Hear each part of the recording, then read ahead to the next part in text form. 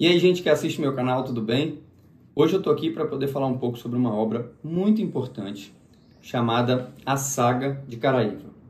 Essa obra foi escrita pelo Valdemir Cisnandi Vieira e hoje a gente vai trabalhar ela aqui um pouco no canal, vai falar um pouco sobre ela, mas antes de mais nada eu gostaria de pedir para que você curtisse, se inscrevesse no canal também, ativasse o sininho, já que a gente pretende começar a produzir muito conteúdo sobre literatura aqui da nossa região. Então eu estou começando hoje com essa obra que chama A Saga de Caraíva, porque hoje, no dia 12 de outubro, é comemorado o aniversário da vila. E a gente já tem um fato muito curioso aí quando a gente vai falar sobre o aniversário da vila, porque o vilarejo que se auto-reconhece e se autodenomina como o vilarejo mais antigo do Brasil, que estaria fazendo agora 494 anos, a gente não tem nenhum registro histórico disso. O que a gente tem de registro até hoje são os levantamentos arqueológicos da presença indígena na região, e aí data de milhares de anos, mas o primeiro documento que dá origem a um vilarejo ali na beira do rio é um documento do ouvidor José Marcelino da Cunha, do início do século XIX, em que ele manda um destacamento militar para lá de 10 famílias de indígenas para poder patrulhar e cuidar daquela região.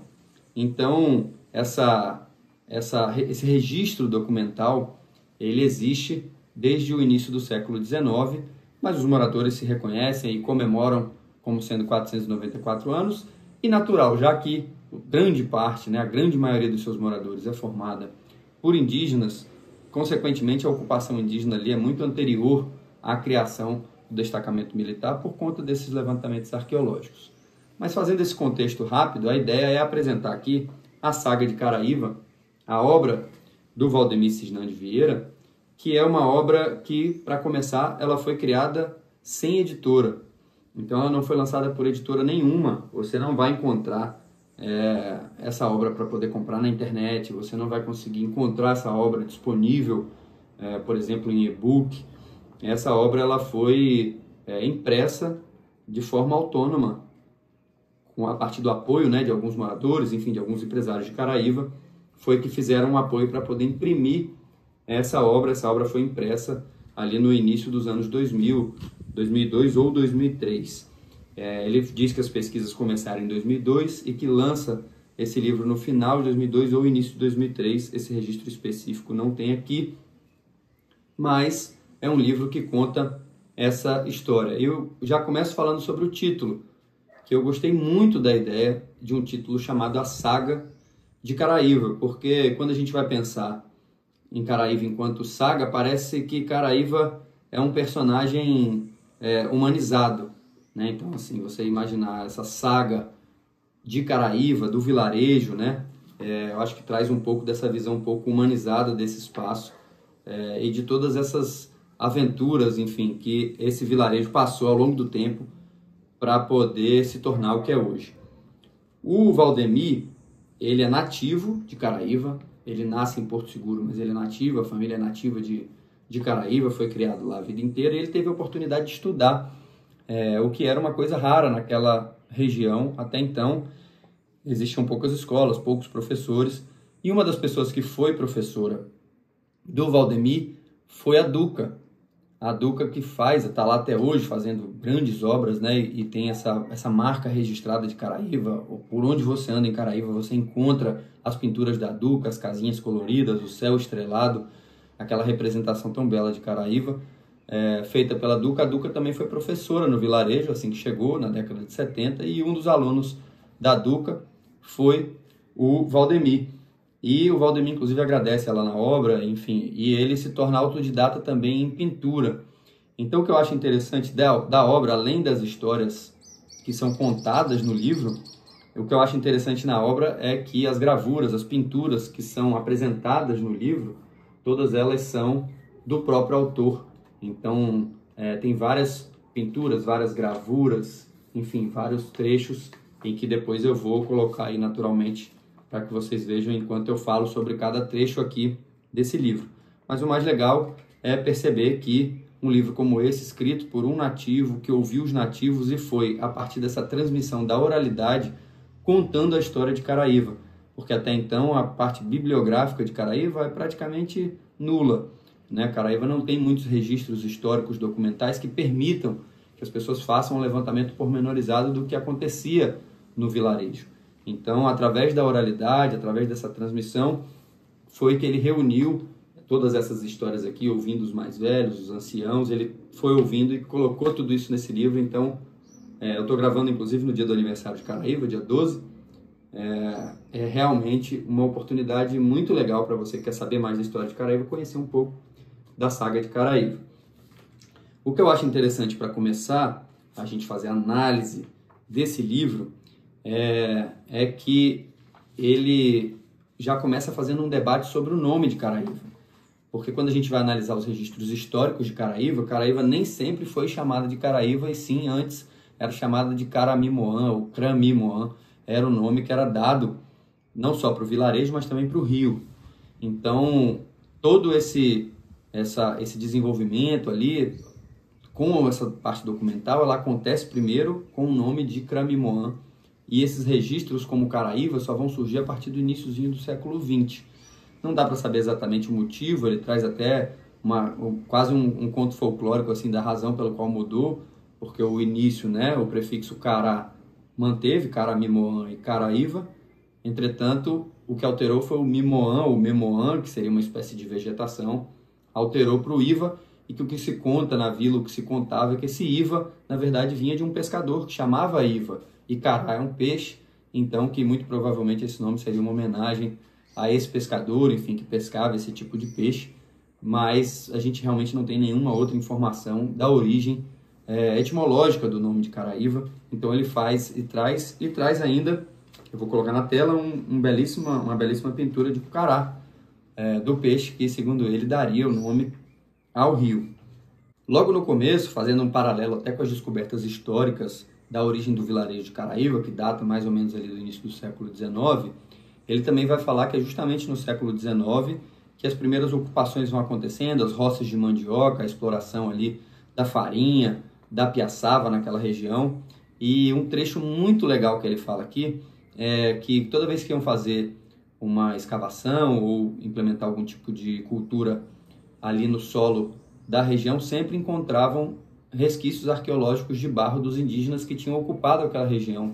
Então, um desses sítios arqueológicos, inclusive, é o Morro da Farinheira, que fica em frente a Caraíva, né? Ficaria em Nova Caraíva ali, e naquele morro foi encontrado uma série de resquícios arqueológicos.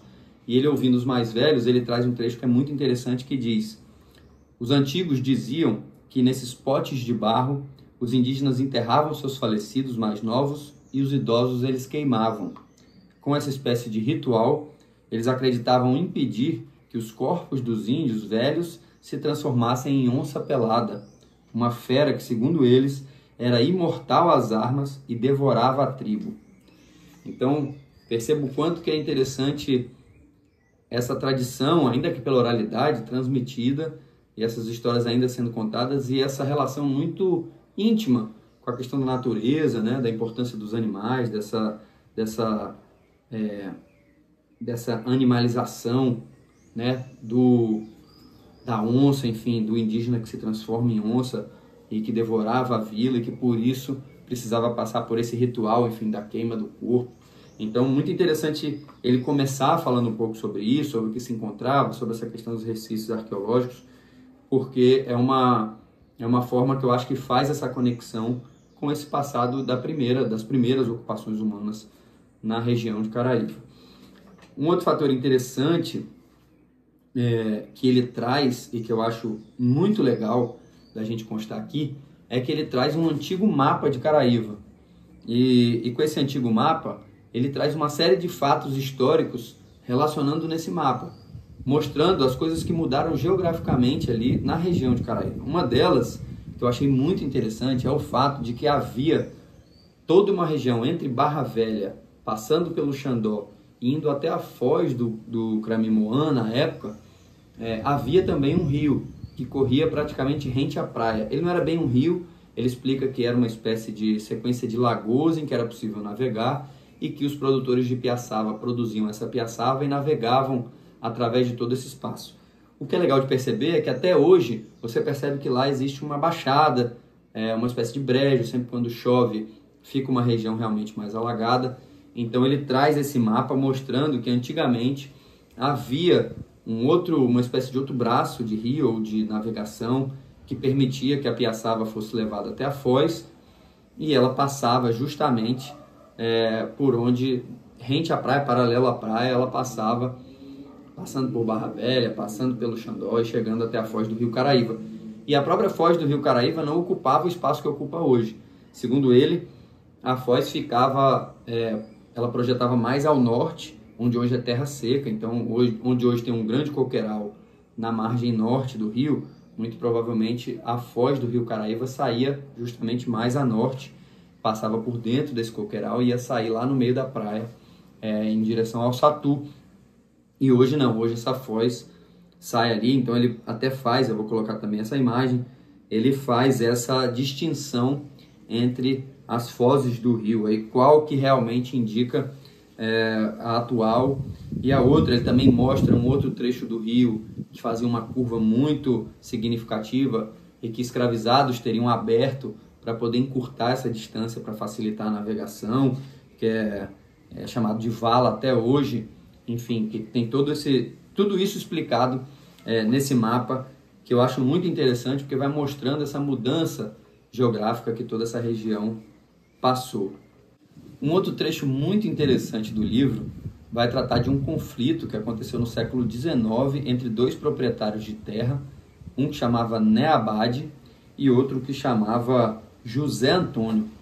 Esses dois proprietários de terra entraram num conflito e os seus trabalhadores, lógico, também foram inseridos nesse conflito armado, de muitos homicídios, enfim, de assassinatos, e essa sequência de violência, ela marcou muito, tanto é que chega até os dias atuais através dessa transmissão da oralidade, desse conflito entre eles. E tem um trecho muito interessante que mostra que o terrível conflito aconteceu em frente do armazém, no Largo do Porto Grande, onde hoje mais ou menos fica ali em frente o Forró do Pelé, aquela região.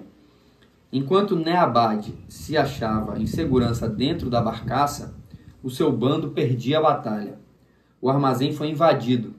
Barricas de vinho rolavam ladeira abaixo até a água. Os fardos de sal e charque eram rasgados à ponta de punhal e entregues aos caboclos da vila. Alguns homens morreram nesse combate. Os sobreviventes bateram em fuga desesperadas, se espalhando para todo lado.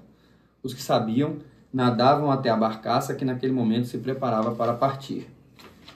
O grupo de José Antônio foi a pé até Porto Seguro, acompanhando a barcaça, achando que ela iria ancorar por lá. Neabade, porém, seguiu rumo ao norte, não retornando nunca mais. Esse episódio ficou conhecido como o Fogo do Né. Então mostra, desde aquela época também, uma espécie de território bastante hostil também, né? De muitos homicídios, de conflitos por terra, né? Conflitos que inclusive parece que refletem até hoje, que existem até hoje, né? Conflitos por terra, conflitos de grandes proprietários, enfim, seus trabalhadores entre si, brigando justamente com relação a isso, né? Então acho que é uma análise muito interessante que a gente consegue fazer um paralelo com os dias de hoje de forma muito fácil. Logo na sequência, o autor vai dizer que a partir da década de 20, houve uma intensificação da exploração da madeira, o que ele próprio chama de um período economicamente muito vantajoso para os moradores que viviam da extração e da venda dessa madeira. Aquela região, uma região que sempre foi de grandes florestas, enfim, então toda essa exploração da madeira permitia um certo fluxo econômico que levou certo desenvolvimento, a custo, obviamente, de muita destruição ambiental, né? Mas que naquela época, imagina, da década de 20 do século passado, muito difícil a gente imaginar qualquer tipo de preocupação nesse sentido, não se tinha nem um pouco, então natural, né, que isso não fosse algo a ser uma preocupação. Então ele vem falando justamente desse desenvolvimento que Caraíva viveu a partir dessa década de 20, e eu acho muito interessante constar, ele faz essa relação aqui de quais as profissões que existiam em Caraíva naquela época. Então você tem escrivão de cartório, juiz de paz, telegrafista, lojista, professora, ferreiro, mecânico, pedreiros, carpinteiros, padeiros, costureiras, fabricantes de sapatos, telhas, barricas e canoas. Com o aumento da população foram surgindo algumas casas mais confortáveis, com piso de assoalho e cobertura de telha colonial. No reboco ou na pintura das paredes, usavam cal produzido em Caraíva. Para isso, pilhas de corais eram queimadas até se transformarem em pó. A rua inteira ganhou iluminação com lampião a gás. Então imaginem para esses moradores indígenas, descendentes de indígenas que moravam nessa região, que experimentaram um certo desenvolvimento econômico, a chegada de profissões distintas, da circulação do dinheiro, do capital, enfim, da aquisição das ruas que tinham iluminação, passaram a ter iluminação, as casas passaram a ter piso de soalho, telha colonial. Então tudo isso, para uma região tão pobre quanto Caraíva, naquela época, obviamente, significou um desenvolvimento econômico muito significativo. É nesse livro que tem o relato mais importante da explosão da caldeira, que aconteceu em 1948, que é um dos fatos mais marcantes da história de Caraíva. Você ouve falar muito, e a própria caldeira está até hoje jogada no rio, um pouco depois do Boteco do Pará, indo em direção à Barra, você ainda vê a caldeira ali dentro do rio, principalmente na maré seca, você consegue ver os pedaços ainda dessa caldeira a vapor, que no dia 26 de julho de 1948 o dia estava claro e tudo transcorria normalmente até próximo ao meio-dia, quando de repente soou o alarme, ouvido a grande distância. O maquinista estava ausente no momento, encontrava-se em sua casa de campo a alguns quilômetros de Caraíva. Ao ouvir o alarme, correu o mais depressa que pôde, no entanto era tarde demais. A grande tragédia já estava feita. Uma forte explosão fez a caldeira soltar da sua base, quebrando o telhado. Ela caiu a alguns metros de distância. Pedaços de ferro cruzavam os ares como um bando de andorinhas. O foguista Feliciano, que se encontrava na casa das máquinas, foi ferido. Com o corpo todo escuro pelas queimaduras e sofrendo muita dor, acabou morrendo durante a noite. Então, vejam como esse relato, ele ainda bastante vivo, né, na tradição da oralidade, afinal já são muitos e muitos anos, né, desde o seu acontecimento, e mostram também, simbolizam, acho que de forma muito significativa, o fim desse ciclo da madeira, o fim desse ciclo econômico que foi experimentado a partir dessa figura desse senhor Algesiro Moura, seus trabalhadores, seus moradores, e a partir daí Caraíva começa a sofrer uma série de consequências, assim, de crises e tudo mais, que é ainda colaborado por um outro fator histórico importante que acontece na nossa região, que é o Fogo de 51, que o massacre que acontece com o povo Pataxó, realizado pelas polícias de Prado e Porto Seguro, que a partir, enfim, de um tema que precisa ser trabalhado muito melhor depois em outro vídeo, através desse conflito entre policiais e indígenas, há um massacre dos indígenas e depois eles tocam fogo na aldeia, nas matas ao redor, enfim. Isso, inclusive, provoca uma diáspora Pataxó por todo o território. Eles ocupam várias outras regiões justamente por conta do medo, da perseguição, enfim. Então, todo esse processo ele foi sentido também em Caraíva, que é muito próximo.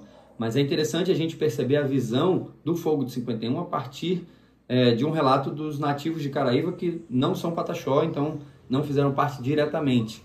E o relato dele é que em dezembro de 1951, um grande incêndio partindo do norte para o sul devastou florestas e plantações. Muitos animais da fauna brasileira morreram e houve grande falta de farinha, o principal alimento em Caraíva. O calor era tanto que o nível do rio baixou. O fogo se infiltrava nas raízes secas por debaixo da terra. Densas nuvens de fumaça causavam dificuldade às embarcações que no mar passavam. Os pescadores não podiam praticar suas atividades, pois quem ia lá fora no mar não podia ver a terra. O incêndio, que durou meses, acabou com a chegada das chuvas, mas o prejuízo causado foi grande demais. Roças inteiras foram dizimadas, precisando ser refeitas. Então imagina o impacto a partir da visão de um morador, de um nativo de Caraíva, que não é indígena Pataxó e não sofreu diretamente as consequências do massacre, mas que enxerga aqui, através dessa oralidade, dessa transmissão, enxergam todo esse prejuízo a partir desse incêndio gigantesco que dizimou roças, enfim, que fez com que a situação na região ficasse tão ruim. Então, ele relata justamente essa questão de quanto nesse período ali do final da década de 40 início da década de 50, a região de Caraíva sofreu demais todos esses impactos por conta desses acontecimentos, mas que estão belíssimamente relatados aqui no livro e que vale demais a pena acompanhar.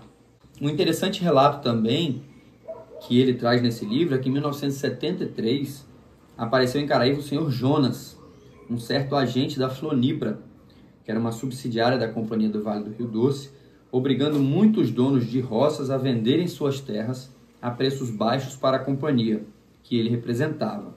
Com ameaças de intervenção da polícia, ele conseguiu intimidar esses pobres lavradores que, diante desse pretexto, não puderam resistir. Só escaparam os que habitavam mais distantes da vila.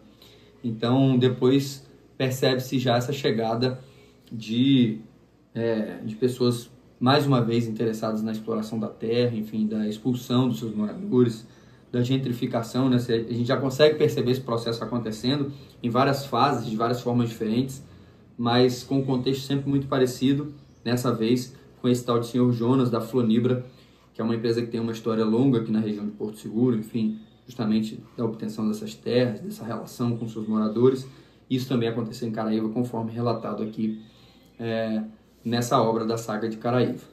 Por fim, o autor finaliza o livro falando um pouco das recordações que o tempo apagou através das brincadeiras de roda das crianças, das brincadeiras de esconde-esconde, dos piqueniques, enfim, de toda a diversão, de toda essa questão cultural que ao longo do tempo foi ficando para trás. Esse livro, escrito em 2002 ou 2003, ele já traz justamente essa visão de que essa parte cultural já havia perdido muita força, já não existia mais. Imagina hoje, em 2024, o quanto que esse impacto, principalmente da chegada do turismo, de muitos forasteiros, como que isso mudou por completo essa dinâmica e os nativos perderam esse contato com as suas tradições, com suas festas tradicionais, com seus comportamentos tradicionais que aconteciam com muito mais frequência, né? E que faziam parte do dia a dia dos moradores de Caraíva. Então, essa obra, a Saga de Caraíva, que eu recomendo demais, uma obra muito legal. O Valdemir Cisnandi Vieira fez uma obra belíssima, com pinturas belíssimas também, enfim, realmente vale a pena. E fica essa recomendação dessa obra incrível, a Saga de Caraíva. Procure, busque conhecer melhor a história de Caraíva, para que a gente consiga, junto, colaborar melhor. Eu acho que quando a gente estuda esse tipo de obra, a gente consegue estar mais perto do que as pessoas do lugar, né, nativos da terra, enxergam, pensam e transmitem, né, o que entendem importante, e ao mesmo tempo nos colocam nessa posição de reflexão do que está acontecendo, de para onde vai esse espaço, de como que isso vai continuar acontecendo daqui para o futuro e qual o lugar reservado a Caraíva no futuro. Será que a gente ainda consegue resgatar essas culturas, essas tradições, ou a gente vai realmente ter cada vez mais esse espaço sendo prejudicado? Acho que essa é a reflexão que fica a partir dessa obra lindíssima, a Saga de Caraíva, que eu recomendo demais. Eu queria te agradecer por estar aqui até agora, ouvindo, e nos sigam, curtam o canal, para que a gente possa estar falando um pouco mais sobre a história da nossa região e falando sobre isso. Tamo junto, muito obrigado, vamos que vamos.